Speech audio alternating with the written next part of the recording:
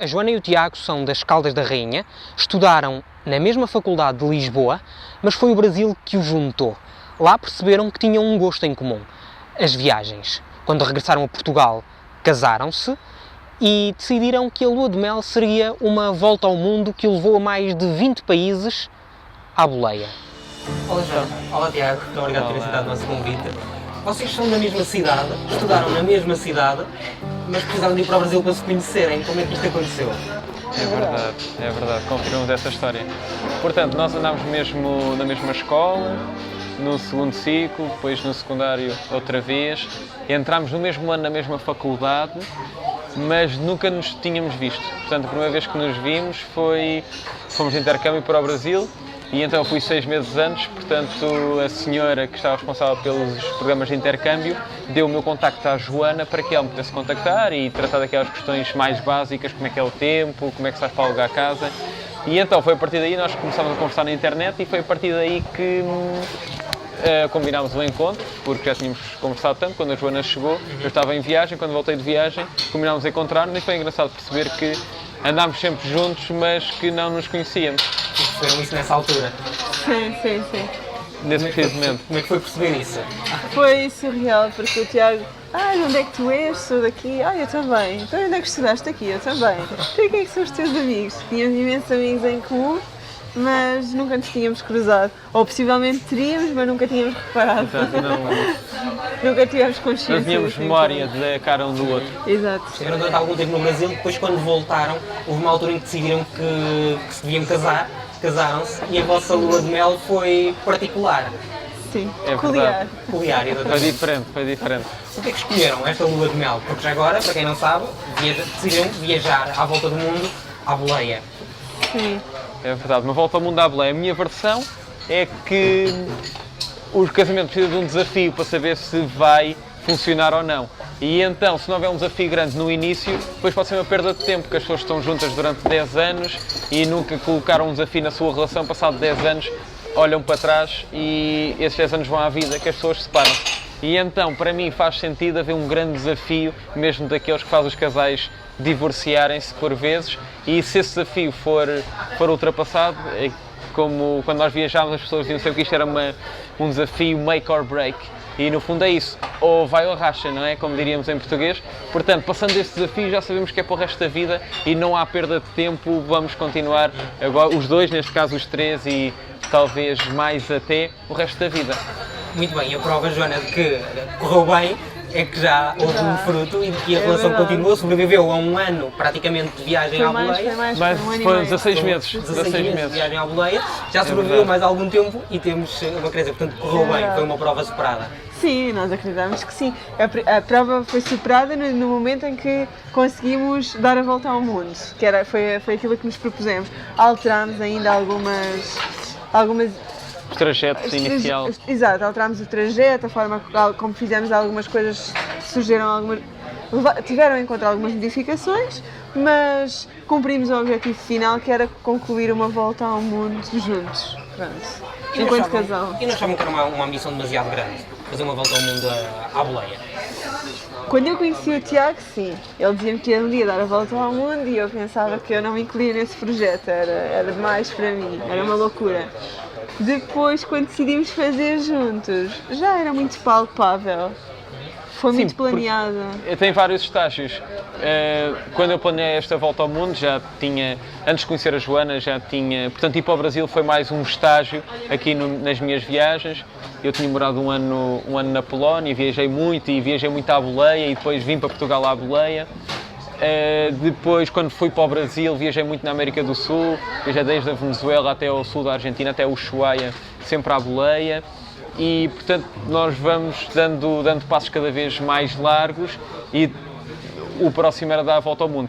A Joana, como na altura tinha viajado menos, é normal que ela achasse que é um projeto muito ambicioso.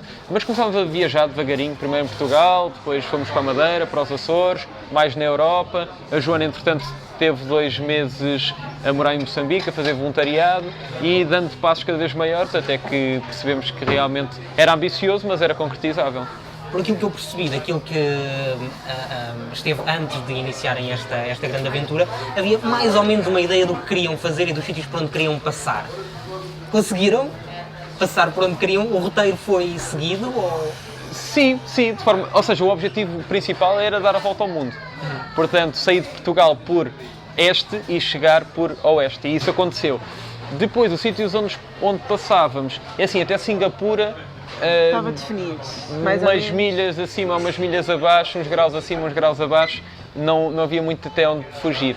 Depois de Singapura, haviam várias decisões a tomar, nesse caso, chegamos a Singapura, não há mais terra, temos de tomar decisões e até Timor-Leste, com muita naturalidade, portanto o barco até à ilha mais próxima e indo de ilha a ilha, por terra, apanhando boleia até Timor-Leste. Em Timor-Leste apanhámos o primeiro avião. Tinha mesmo de ser, não é?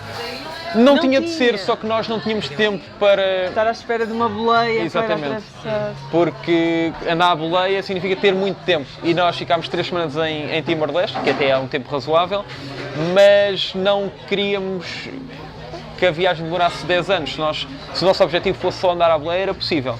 Mas não podíamos pensar no tempo. E nós tínhamos pensado mais ou menos 1 ano e meio, mais mês, menos mês, e então achámos que era um tempo razoável ficar 3 semanas, 1 mês em Timor-Leste, e a partir daí procurámos outra solução. Encontramos um voo relativamente barato, por $90 na altura, até à Austrália, e seguimos, mas uma vez mais com naturalidade. E depois, a partir daí, foi sempre com esta naturalidade de tentar arranjar uma solução mais próxima daquele que era o plano inicial, no caso, uma boleia de barco, uma boleia de avião.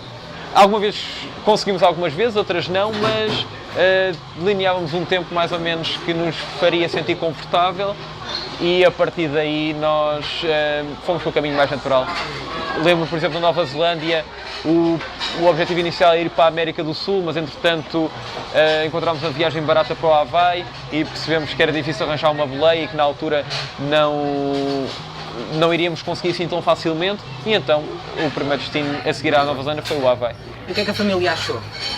É complicado, vocês falam nisso, terá sido uma das partes mais difíceis, pelo menos em termos do relacionamento que vocês têm com a vossa família, que é próximo e, portanto, terá custado um bocadinho. É verdade, temos uma vez mais 2 versões diferentes. Eu, como viajava há mais tempo, a família também vai por passos e por estágios, não é?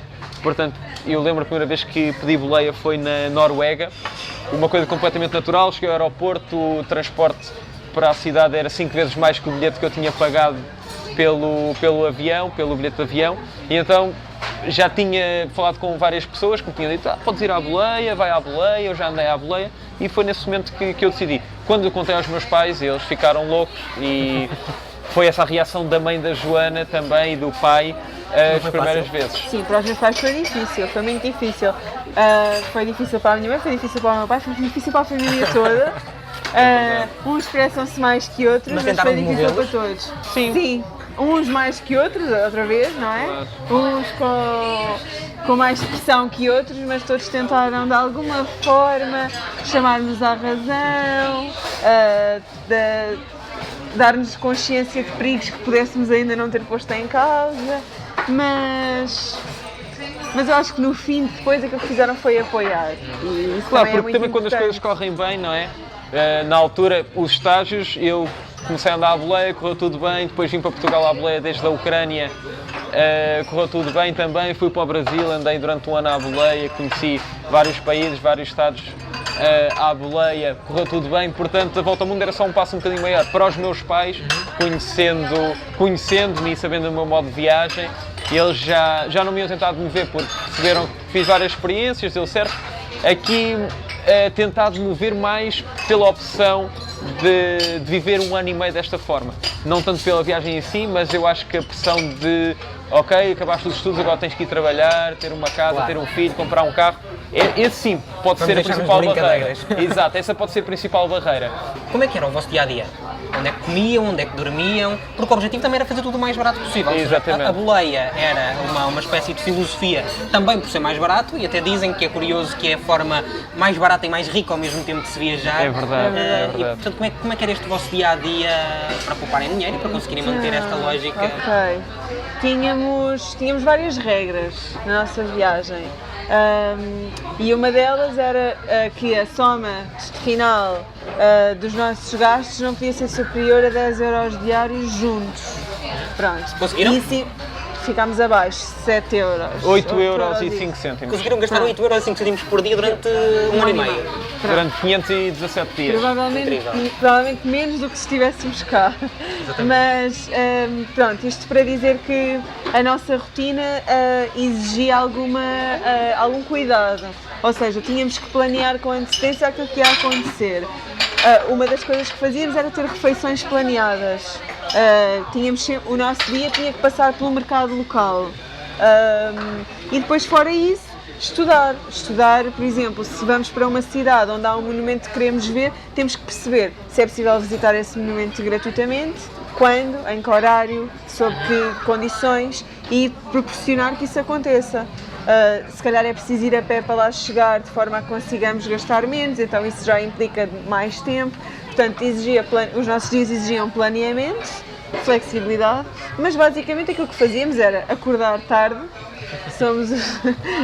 Não tínhamos muito o ritmo de... E temos alguns viajantes que primam por acordar bastante cedo para aproveitar muito o dia. Para nós, sabíamos que isto era um ano e meio, não era uma semana num sítio determinado, portanto, dávamos valor ao nosso ritmo biológico, descansávamos, tentávamos de alguma forma conhecer o local onde estávamos, a cidade, e à noite aquilo que fazíamos era tentar cozinhar para a família que nos estivesse a hospedar. E como é que chegavam essas famílias? Como é que as encontravam?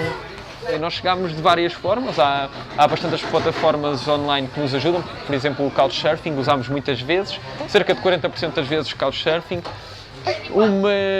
Foi a plataforma que utilizámos mais, depois amigos de amigos, conhecidos, olha, vou para a França, para esta cidade, para Cannes, e alguém que, neste caso uma amiga nossa das Caldas, tinha lá a família e ficámos na casa deles. Sim, em muitas partes do mundo há portugueses, grupos de Facebook, portugueses na Austrália, portugueses no Canadá. Portugal, isso é muito interessante. E estarem fora, provavelmente.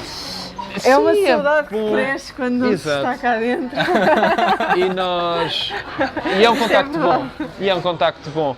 Mas depois, pessoas que nós conhecíamos na rua, por exemplo, na Turquia, conhecemos um casal iraniano que estava a viajar e passámos uma tarde com eles. Eles eram namorados e disseram que quando chegaram a Irão vão ter esta morada e serão muito bem-vindos, e já tinham planos para nós ficarmos lá durante 1 ou 2 semanas, mas nós só tínhamos 4 dias, ficaram muito tristes, mas só para ver que as pessoas fazem isso é realmente com prazer. E depois outras soluções, tínhamos uma tenda também, quando não havia mais nada ficámos na tenda, pessoas que conhecíamos na rua, hospitais, igrejas, conventos, mesquitas. Associações, algumas associações ou instituições locais? Sim, instituições locais também. Então, ainda voltando agora às boleias, não tinham medo quando apanhavam uma boleia? Porque esta é sempre a pergunta que surge, não é? Porque no caso dos alojamentos, quando falam no Couchsurfing e nesse tipo de plataformas, são coisas que já estão mais... Ou seja, quando alguém se registra numa coisa dessas, já há uma predisposição para receber. Agora, quando estão no meio da estrada, à espera de carros que passam, pelo menos para quem está de fora, parece um bocadinho estranho. Muitas vezes o alojamento era assim também, mas Couchsurfing, claro, há alguma segurança e podemos ver o perfil da pessoa e tal. Mas muitas vezes as pessoas davam-nos boleia e davam-nos casa ali no momento onde é que vão ficar, e não sabemos, olha, ficam na minha casa. E portanto, muitas vezes o alojamento também era assim, mas a boleia é uma questão de confiança. Nós costumamos dizer que é confiar na nossa barriga. Se nós falamos com a pessoa, claro que isto não é tudo, mas nós falamos com a pessoa, para onde é que vai, vou para aqui, o que é que andam a fazer, e sentimos confortável, nós vamos muito provavelmente confiar nessa pessoa. Mas também dizer que uma regra de ouro é mais vale aceitar recusar a boleia certa do que aceitar a boleia errada. Portanto, se nós sentimos algum desconforto, temos uma técnica, há várias, mas uma para não deixar a pessoa desconfortável é se vier num carro pequeno. Nós dizemos, estávamos à espera de um caminhão, se vier um caminhão, nós dizemos, estávamos à espera de um carro pequeno, e desta forma, se nós sentimos confortável, vamos, se não, recusamos. E agora os choques culturais começaram, estávamos aqui a falar antes de começarmos a gravar, no Turcomenistão, o nome de um país que eu aprendi a dizer e agora já digo bem. Uma família que vos acolheu e que, como todas as famílias asiáticas, pelo menos a ideia que passa, não é? Asiáticas, Médio Oriente, são muito acolhedoras e afáveis, mas esta família, em particular no Turcomenistão, recebeu-vos, mas houve algum choque para vocês, pelo menos isto é relatado nos vossos artigos, querem falar um pouco sobre isso? Nós chegámos e o senhor encontrou-nos connosco na cidade, levou-nos no carro. O impacto foi logo imenso quando o senhor nos conta que não podíamos contar a ninguém que ele nos estava a hospedar, tínhamos que ser discretos. Nós podíamos avisar a família que já tínhamos chegado e entrado e que tinha corrido tudo bem, entrado no país tinha corrido tudo bem, e o senhor diz que podemos utilizar o e-mail dele no telefone dele, mas que não podemos falar nada sobre ele, só dizer que está tudo bem, não podíamos dar informações porque o governo ia rastrear os e-mails e depois ele poderia ter problemas por nos estar a hospedar. Este foi um grande choque. Foi o primeiro choque. O segundo choque foi ter uma senhora na cozinha a cozinhar tudo e a trazer cá para fora, mas não podia sentar-se connosco a comer. Este foi o segundo grande choque, juntamente com os filhos.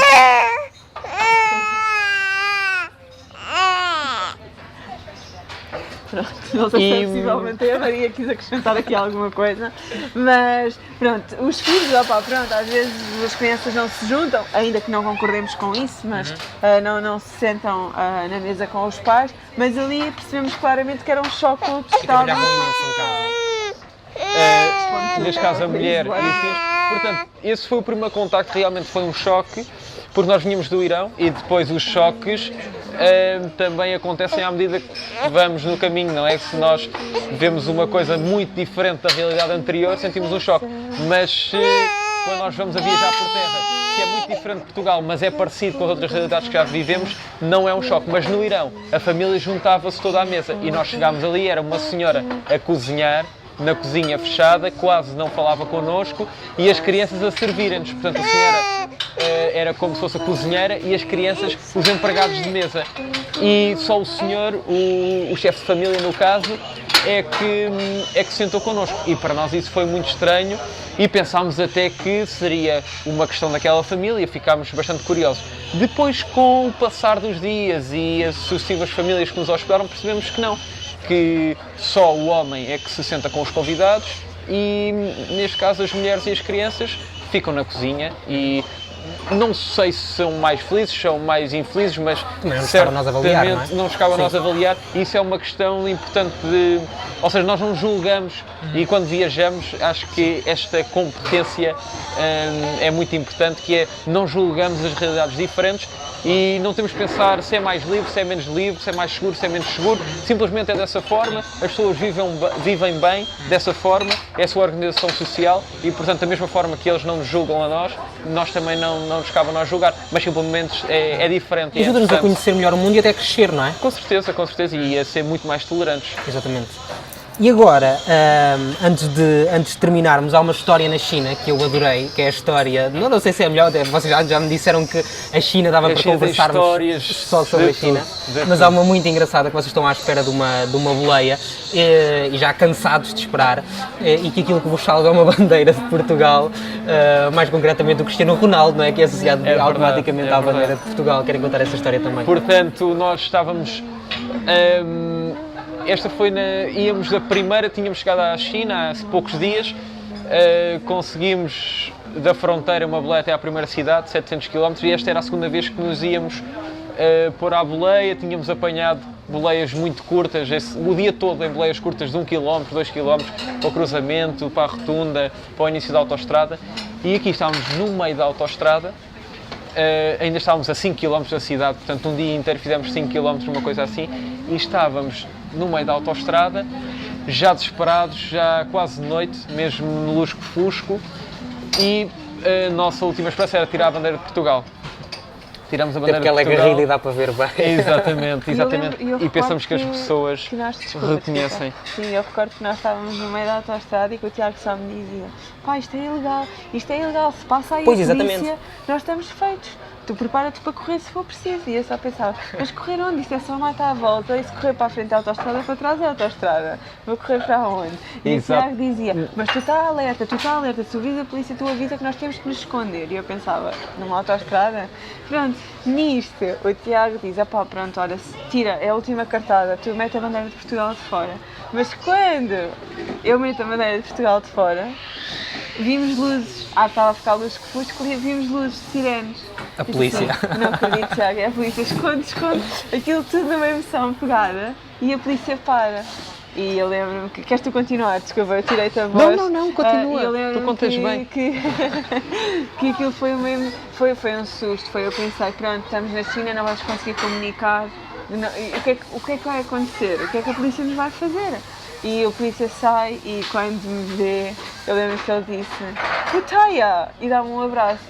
Portugal, dá-me um abraço e eu fico a olhar para ele. E depois, como é que ele dizia? Silo, que é Cristiano Ronaldo em chinês. E ele dizia Silo, e abraçava-nos e eu pensava... Na altura ainda não sabíamos que o Cristiano Ronaldo era Silo. Eu só pensava, isto acho que não é que eu vou presa, porque ele estava a abraçar e estava feliz. E ele abanava a bandeira de Portugal vigorosamente.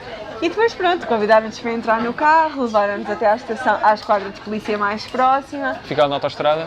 Convidaram-nos a dormir lá, arranjaram-nos o sítio no jardim para montar a tenda, deram-nos a passo do Wi-Fi, deixaram-nos ir tomar banho lá dentro, tomar o pequeno almoço nas instalações. O jantar, deram-nos uma comidinha à noite. O jantar. Portanto, ficámos num hotel de 5 estrelas, tudo por causa da bandeira de Portugal e do Cristiano Ronaldo. E como é que acabou esse dia? Eles disseram, não, vocês agora vão ficar aí sentadinhos, nós vamos parar os carros todos que parem na autoestrada e passem na autoestrada e pedir que o que vá na vossa direção vos leve. Então deram-nos, nessa manhã nós estávamos com o cartaz, como sempre na autoestrada, e eles foram-nos buscar 2 banquinhos lá dentro, mandaram-nos sentar, portanto estão a imaginar, depois das portagens há um local onde os carros podem encostar para qualquer coisa. Então, aí estávamos nós, sentadinhos em 2 banquinhos de madeira, assim a olhar, com as mochilas ao lado e a polícia a mandar parar tudo o que passava na portagem. Sim, nós temos uma foto assim, mas foi uns dias depois. Nesse dia realmente havia os banquinhos, mas depois, como as pessoas estão muito curiosas, nós ficámos o dia todo a tirar fotos e a tentar comunicar. É verdade. Muito bem, genial. E agora, antes de terminarmos, gostava também só de saber como é que funciona, há bocado já aproximaram-se um bocadinho dessa questão, mas como é que funciona a logística, não é? Porque para atravessar fronteiras é preciso ter vistos, ter uma série de papelada, como é que funciona depois também todo esse processo? Isso é a pior parte, digo eu, que é das piores partes da viagem. Sim, concordamos, que foi o maior desafio. É muito desgastante. Podes tu falar sobre isso? Foi o maior desafio, portanto eu era mais o planner da viagem, a Joana era... Relações públicas. Relações públicas em casa, eu era Relações Públicas na rua, o planner, e a Joana escrevia ao blog. Tínhamos aqui definido essas funções. E, portanto, os vistos era eu que estudava e mais ou menos tentava perceber como é que se fazia. Mas, de uma forma geral, nós quando saímos de Portugal tentámos pedir alguns vistos, só que os vistos têm uma data de validade e nós não sabíamos muito bem. Por exemplo, nós tentámos pedir o visto do Irão, e depois tem essas burocracias. Em Portugal não nos deixavam pedir o visto do Irão se não tivéssemos um bilhete de avião. E nós ainda à boleia, passando a fronteira por terra, ficava descartável. E tem que dizer data de entrada e data de saída, não é ou não? Em alguns vistos não. No caso do Turcomenistão, por exemplo, tínhamos que dar exatamente quando é que entrávamos e exatamente quando é que o Uzbequistão também. Aqui no Irão tinha 3 meses de validade, portanto o problema não era esse, mas existia aqui o problema de não nos darem visto sem o bilhete de avião. E há vários países onde isso acontece e nós tínhamos de alguma forma dar a volta. Depois o nosso plano inicial era do Irão ir para o Paquistão, fomos à Embaixada do Paquistão e eles disseram que sim, nos davam visto, mas com 3 meses de validade. E nós não conseguíamos em 3 meses por terra chegar até ao Paquistão. Exato. E então esse foi um dos motivos que nós explicamos no blog, como é que o roteiro começou a ser desenhado e muitas vezes foram decisões deste tipo. Nós não conseguimos o visto do Paquistão. O visto do Paquistão é um visto que só dá para pedir no país onde se vive, portanto no nosso caso estávamos a viver em Portugal, só conseguimos pedir em Portugal, enquanto os outros vistos que nós conseguimos pedir no caminho. Por exemplo, na Macedónia pedimos o visto do Irão, depois na Turquia pedimos do Uzbequistão e este era o planeamento que era necessário, era perceber quais é que são as condições, onde é que se pede, onde é que há embaixadas, quanto tempo demora,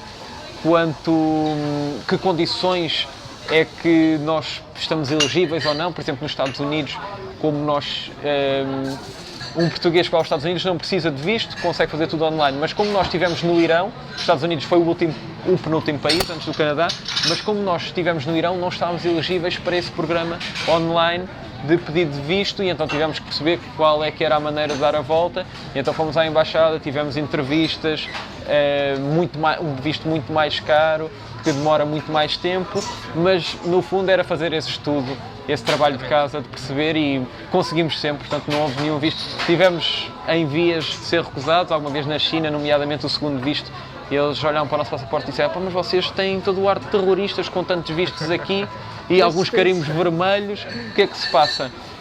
Mas depois, com uma conversa, nós conseguimos dar a volta. Portanto, este foi o maior desafio, mas também foi superado, Também é felizmente. importante. E então depois conseguiram terminar a vossa volta ao mundo, exatamente uma volta, ou seja, conseguiram entrar por Portugal, como dizias há pouco, por oeste. Exatamente. Como é que foi esta parte final? Depois passaram pela Austrália, Estados Unidos. Exato. E depois voltaram a Portugal. Da Austrália fomos para a Nova Zelândia, passámos 2 meses na Nova Zelândia, fizemos 3 vezes mais ou menos de norte a sul, porque na altura estávamos em processo de pedir o visto dos Estados Unidos e o consulado era no norte, então fomos para norte e depois queríamos ir por terra, fomos para sul, voltámos outra vez para norte para sair, neste caso para o Havaí. Depois do Havaí fomos para o continente, dos Estados Unidos continente, e depois daí fomos para o Canadá. Portanto, da Nova Zelândia passámos 2 meses e depois mais 3 meses e umas semanas entre Estados Unidos e Canadá, e depois conseguimos uma boleia de avião, que quando se anda à boleia é quase como uma lista de cromos, não é? Uma boleia de moto, uma boleia de bicicleta, uma boleia de carro, de caminhão, uma senhora, um muçulmano, um hindu. Um A330, alguma coisa do género da TAP, exatamente, não é? o avião faltava e então conseguimos e voltámos de avião à boleia de avião da TAP. Muito bem, muito obrigado. Muito obrigado pela vossa partilha e parabéns. Obrigado. Obrigado. Obrigada.